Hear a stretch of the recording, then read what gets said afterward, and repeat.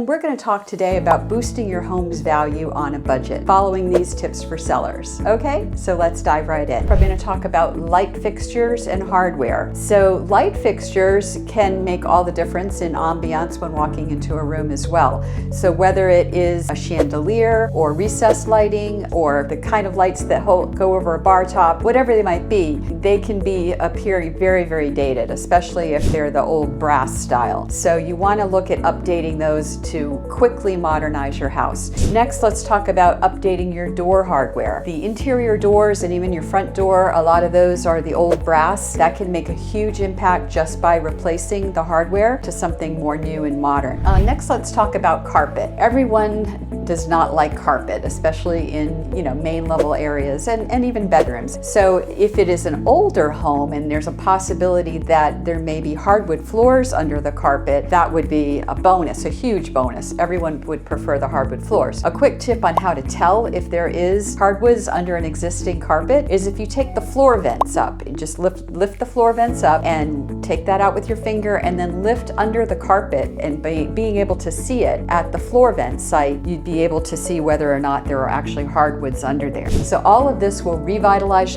any dated home, and it gives you maximum return on investment.